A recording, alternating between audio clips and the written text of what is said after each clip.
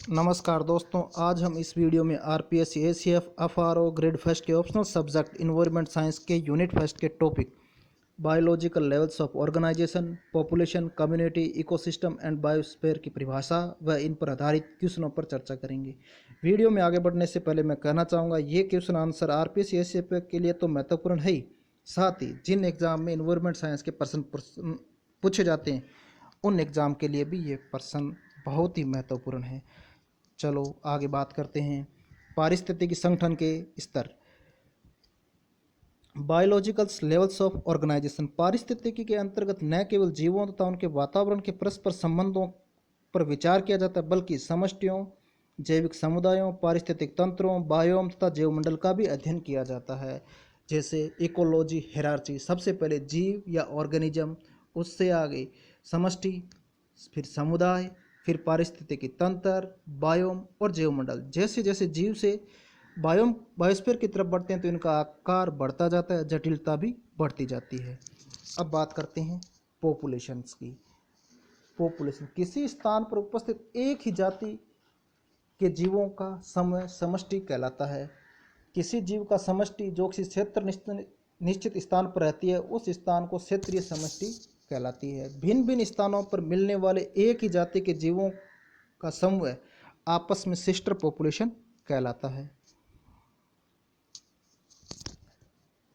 समष्टि की अपनी एक विशेषता ही होती है। अब बात करते हैं समुदाय। पारितंत्र के भीतर पाए जाने वाले पादपों तथा जंतुओं की समस्या एक दूसरे से पृथक स्वतंत्र रूप से कार्य नहीं करती, ये सदैव एक दूसरे को प्रभावित करती रहती है तथा परस्पर मिलकर समुदाय का निर्माण करती है। अतः प्रकृति में एक ही तरह के वातावरण में मिलने वाले विभिन्न जाति के जंतुओं व वनस्पतियों का समूह एक समुदाय कहलाता है। अब बात करते हैं पारितंत्र या इकोसिस्टम की। पारितंत्र या पारिस्थितिक तंत्र एक प्राकृतिक इकाई है जिसके अंतर्गत एक क्षेत्र के विशेष के सभी जीवधारी भौतिक पर्यावरण के साथ अंतरक्रिया कर एक संपूर्ण जैविक इकाई का निर्माण करते हैं।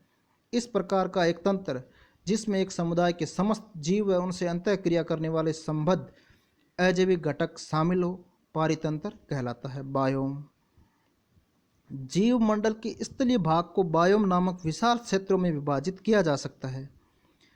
ये क्षेत्र जलवायु, वनस्पति, प्राणी विज्ञान तथा सामान्य मृदा प्रारूप आदि की दृष्टि से अलग अलग प्रकार से विशेषित होते हैं। जैवमंडल, स्थल मंडल, जल मंडल और वायुमंडल का वह भाग जहाँ सभी प्रकार के पौधे एवं जंतु विद्यमान होते हैं, जैवमंडल कहलाता है। अब बात करते हैं इन पर आधारित क्वेश्चनों की।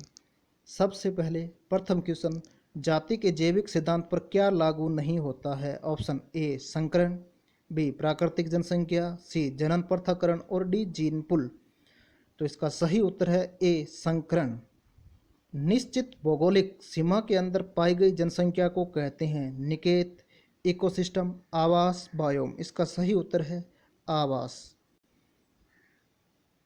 एक समुदाय को किस प्रकार परिभाषित किया जा सकता है? एक पक्षियों का समूह है, एक जाति का संग्रह, परस्पर संबंधित जनसंख्या, एक परस्पर संबंधित पारिस्थितिक तंत्र।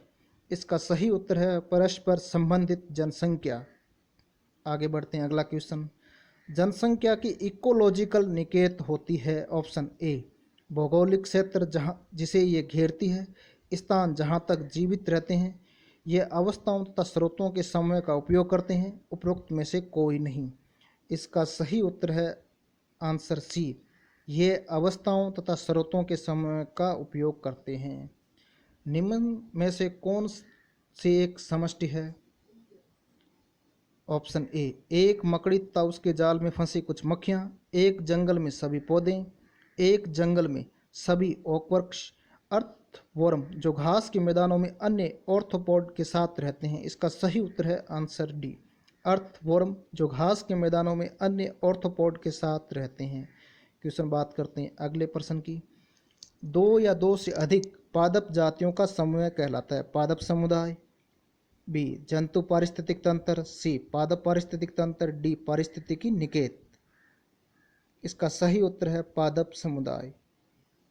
अगले क्वेश्चन की बात करते हैं। निम्न में से कौन सा कथन एक ही जाति के जीवों के लिए सत्य है? वे एक समान निकेत में रहते हैं, वे अलग अलग निकेतों में रहते हैं, वे अलग अलग आवासों में रहते हैं, वे आपस में अंतर संकरण करते हैं। इसका सही उत्तर है वे एक समान निकेत में रहते हैं। आवास जाति के कार्यों के साथ मिलकर किसका निर्माण करते हैं? ए ट्रॉफिक लेवल, बी बाउंड्री, सी टोपोग्राफी, डी निकेत। इसका सही उत्तर है निकेत। समष्टि की वृद्धि दर को कम करने वाले समस्त कारक कहलाते हैं? ए पर्यावरण प्रतिरोध, बी समुदाय, सी व्यष्टि, डी पर्यावास। इसका सही उत्तर है पर्यावरण प्रतिरोध। आगे बात करते हैं। बायोस्फीयर है इकोसिस्टम में एक घटक होता है, बाहरी क्षेत्र में जीवन होता है, सी आसपास का वातावरण, डी वातावरण से विलग निकाय। इसका सही उत्तर है इकोसिस्टम में एक घटक होता है। अगला क्वेश्चन, निम्न को आकार के आधार पर इकोसिस्टम के प्रकार को आरोही क्रम में लिखिए, बढ़ते हुए क्रम। 1 महासागर, 2 वन, 3 तालाब, 4 पानी की बूंद। 4 3 2 1 option A, option B, option C और ऑप्शन डी। इसमें सही उत्तर है आंसर ए, सबसे छोटा पानी की बूंद, फिर उससे बड़ा तालाब, फिर उससे बड़ा वन और सबसे बड़ा महासागर। इसका सही उत्तर है ऑप्शन ए। समुदाय के गुण है जातीय विभिन्नता, प्रभाविता, स्त्रीकरण। तो समुदाय के गुण option A only one and second, only second and third, C only first and third, D all. इसका सही उत्तर है डी ऑल। निम्न में से कथन सही है? ऑप्शन ए स्टेटमेंट ए, किसी क्षेत्र में समय के साथ समुदायों के प्रतिस्थापन को पारिस्थितिकी अनुक्रमण कहते हैं। स्टेटमेंट 2, वास्तव में अनुक्रमण समुदाय द्वारा नियंत्रित परिघटना है। स्टेटमेंट 3, जैविक समुदाय प्राकृतिक तौर पर गतिशील है। Option A only one, only two and third, only first and third, D all. इसका सही उत्तर है डी ऑल।